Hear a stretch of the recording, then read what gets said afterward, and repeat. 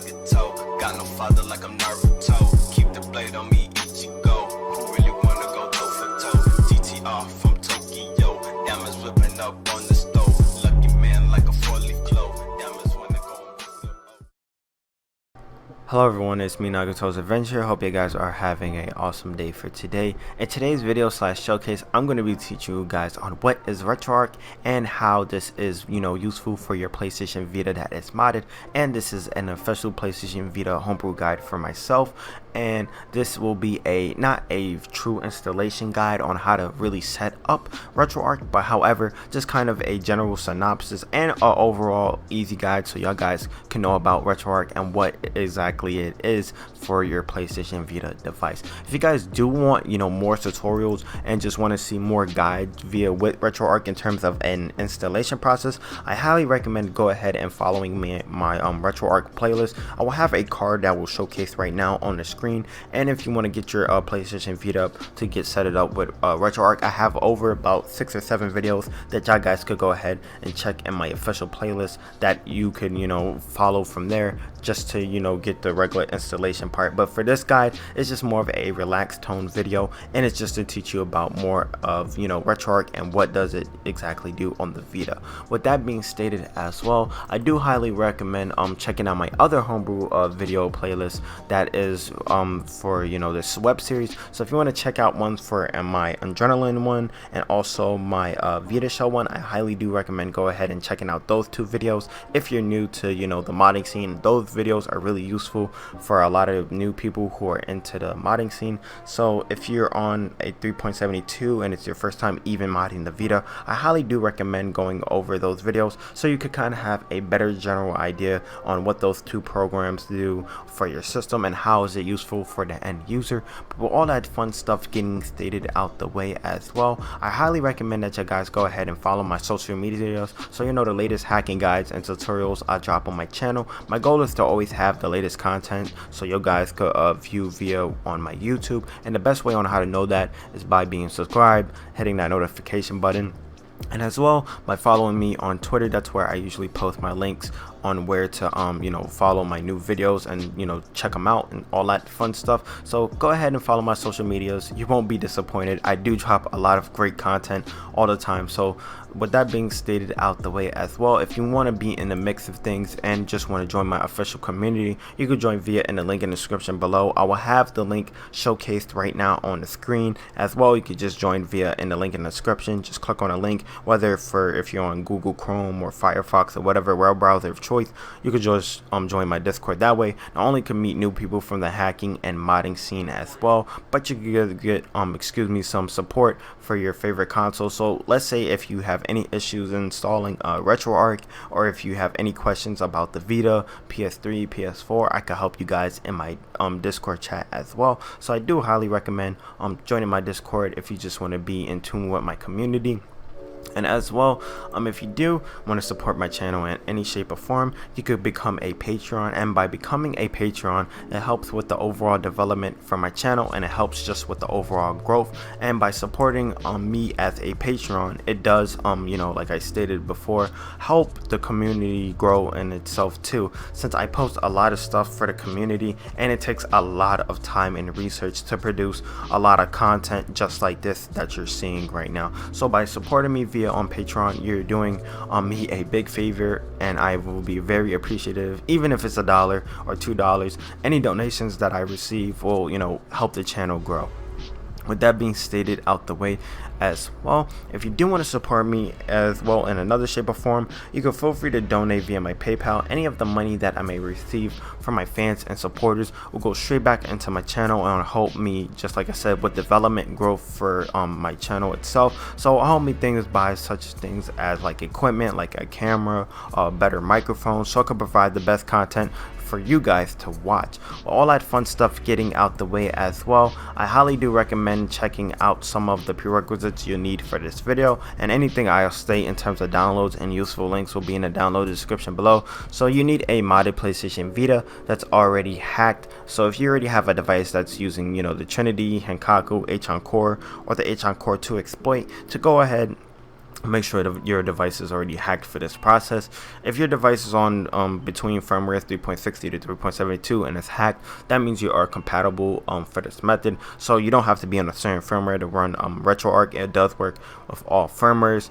Of course, you need the latest version of the RetroArch.vpk. I will have a link to that for it as well. And as well, you need Vita shell and a Wi-Fi connection to get this set up. So with all the prerequisites getting out the way, and as I stated, it will be in the download section below, I will showcase on what is exactly RetroArch on the screen. So if you guys, maybe some of you know, if you ever dealt with emulation before, or if you have another modded system and you play classic games, RetroArch is just basically a front end for emulators and game engines and media players, and RetroArch allows you to run classic games on a wide range of devices such as a PlayStation Vita, for example, a PS4, Raspberry Pi, Windows 10, and much more. So basically RetroArch contains a bunch of, you know, the latest emulators all into one place, and they're called cores. So instead of just downloading, you know, single emulators like like a GBA one or a Super Nintendo one, RetroArch basically combines them all into one place, so you can play all of your favorite ROMs or your classic games into one location. And it's very useful, and it's very you know, time consuming. Instead of like switching out of certain programs, only wanted to play like Sega Genesis games. Within RetroArch, there's a lot of things like you could save states, you could pause games, you could also make custom playlists for your certain games. So if you like only a certain titles, for example like the Sega Genesis, you can make your own playlist for that. You can also set out your ROMs on however you want to. There's shaders, there's so much stuff you could do with RetroArch generally. But with all that stuff getting out the way as well, I just do want to give a special thanks out to my friend TCB for helping me support this idea, and also just helping with the general development of this content you're seeing here. So without his help, this video wouldn't even be possible. So thank you, TCB, for, you know, helping me with this idea. And with that being said, don't forget, if you need any help or support, feel free to join my Discord. But with that being said, we're gonna go ahead and get started on the RetroArch side of things onto my Vita. So let's go ahead and get it showcased on the screen.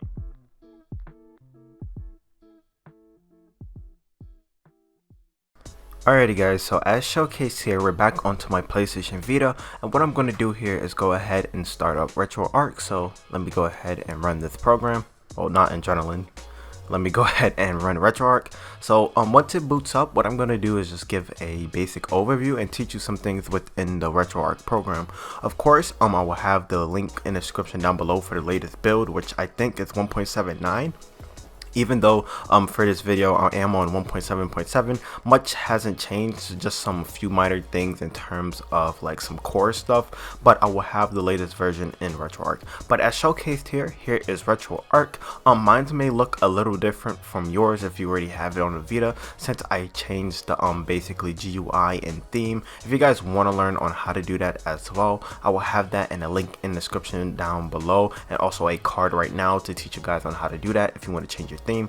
But with that being out the way as well, I'm just going to go over some of the main features within RetroArch, so you guys will have a better understanding while you know, setting up your emulators on your PlayStation Vita and playing your favorite ROMs. So the most important thing for this is the second option right here, which is load core. A core is basically a embedded emulator that allows you to play emulated games from whatever console you want. So if I go into press circle, you can see all of the emulators and cores that will correspond for whatever ROM you want to play.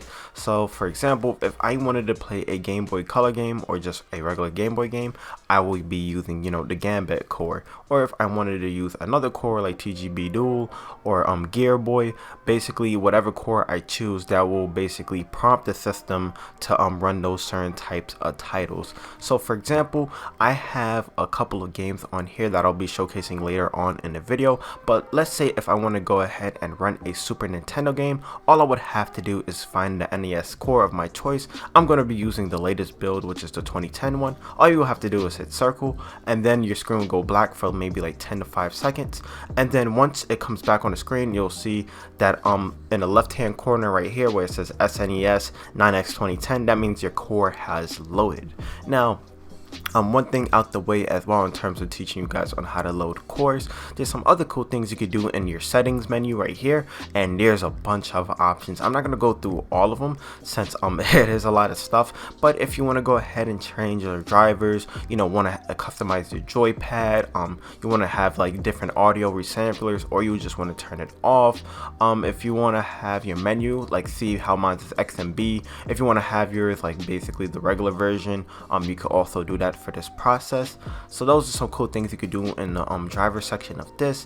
Video output, if you want to change your aspect ratio for certain games, because you know certain games may be stretched, or you may want to have it in the certain aspect ratio you want, you could also do that in these settings right here. If you also want to have a video filter, if you like the CRTs and all of that stuff, and only certain filters may work with certain cores, so keep that in mind as well.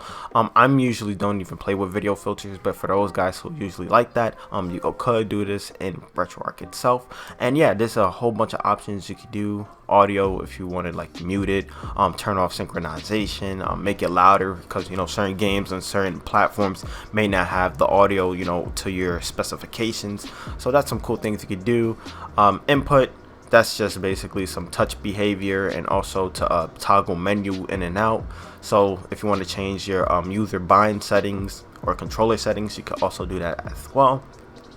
Saving, if you want to go ahead and have auto save states and load save games and save states like that, you can also do that from here. But yeah, this is basically all of the main options here that I usually would tell people to mess with. Some cool things I do want to go over before I showcase the games and stuff is the load content folder. Load content folder is basically going to figure out where you have your ROMs at, and this is where you're going to load your games. So for example, I keep my games in UX0, so all I would have to do is go into load content, scroll all the way down to UX0. Let me go ahead and scroll down to my RetroArch folder I made. If you guys do want an official video on how to do all of this stuff, and basically a setup guide, I will have that also in a link in the description, and also a card right now. But showcased here, I will just go into my RetroArch ROMs folder, and as showcased here, you can see that I have a bunch of Super Nintendo games into this folder right here. So I'm gonna go ahead and run any random game right here. I don't know, I'm just gonna run anyone, and then I'm gonna choose my core of choice, and as showcased here on the screen, you're gonna see that the game is now scanning into the database, and now it's gonna boot up the game like if I was on a original Super Nintendo. So yeah, here's the game running in full time. I don't have any audio connected to this as well. Just for this part of the video, I do have audio when I showcase the cores and games later on in the video. But yeah, this is how the game will run on basically a Vita. So to back out, all you would have to do is hit start and select all at the same time, I believe. Go ahead and back out of this section, or I accidentally backed out the whole RetroArch thing.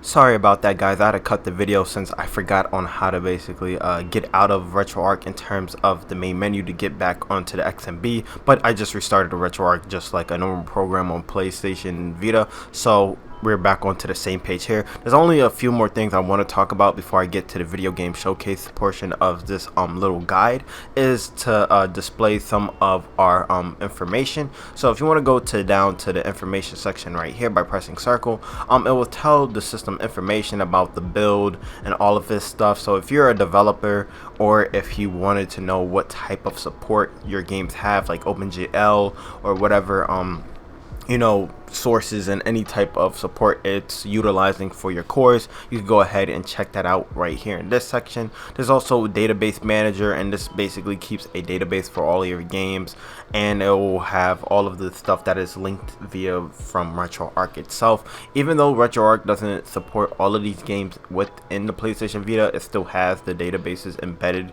into the RetroArch VPK itself.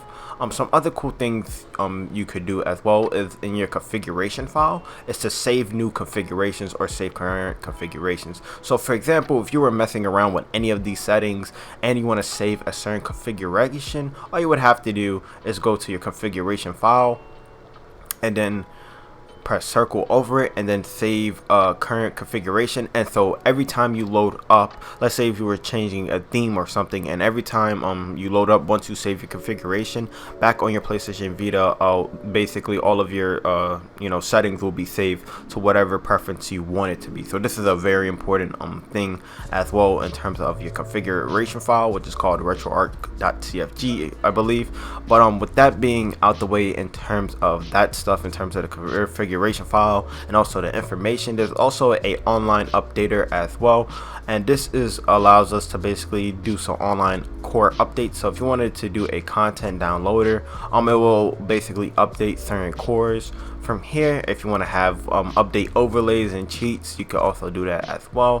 Thumbnail updater, which is pretty cool. This is, let's say if you have a full ROM set to a certain console or core. So for example, I have a full ROM set for all Super Nintendo games. You could download your cover art for whatever a console you want, and then you could set your box art in your settings. But this is how it will look. Let me go ahead and scroll over my Super Nintendo. You'll see all of my box art from my games, so it kind of gives it a more official look. So you can see that all of my games have box art in some shape or form. It doesn't get all of the games sometimes, but for the most part, it manually does all of the work for you, and it finds all of the games box art, whether it be from the Japanese region, European region, or if it's like some obscure game, which is pretty cool.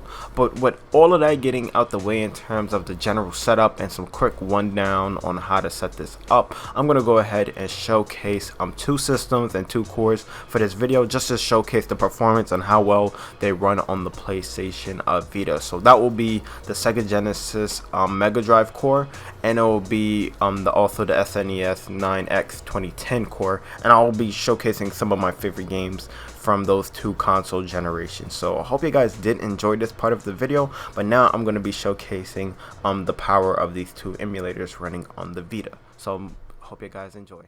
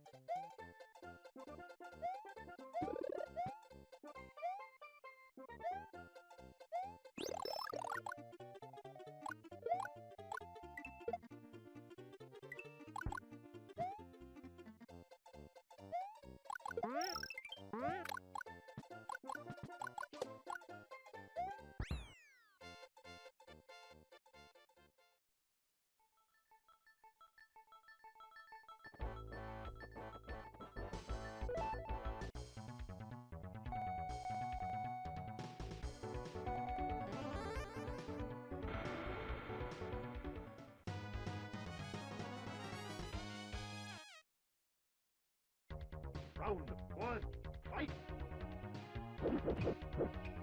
Hadouken!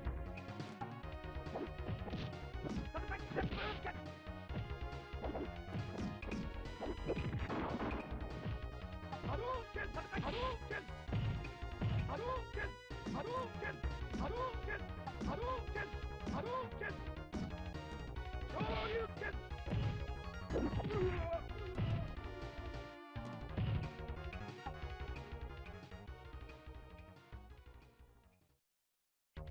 Round two, fight!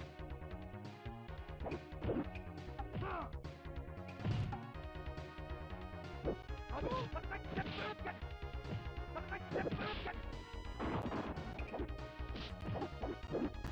Hadouken!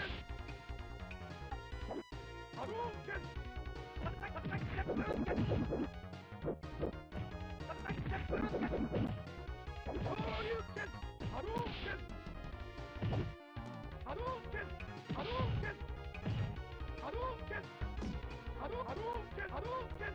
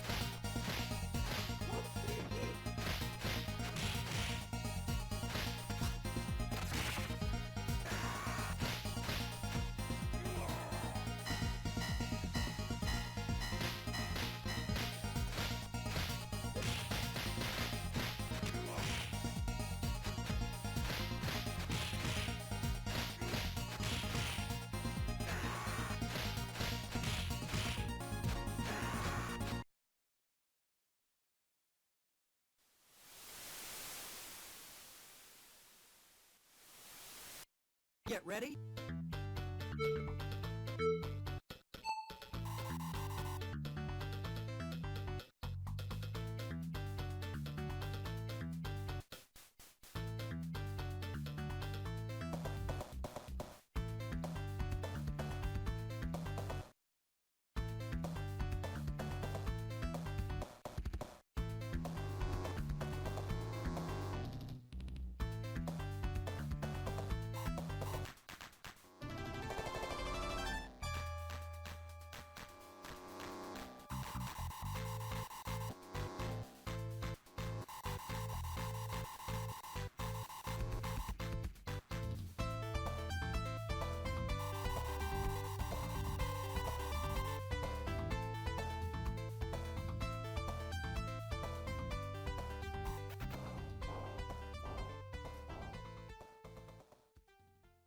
Say thank you all for watching my video for today, and hopefully y'all guys did learn something new about RetroArch. With that being out the way as well, if you have any suggestions or you just want to leave a comment down below on how you like this video, please let me know in the comment section down below so I could continue making guides just like this. But with that out the way, I will see you guys in the next video, and I love you all. Peace.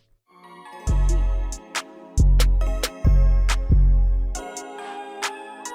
course, I love the llamas. Nice and silky smooth.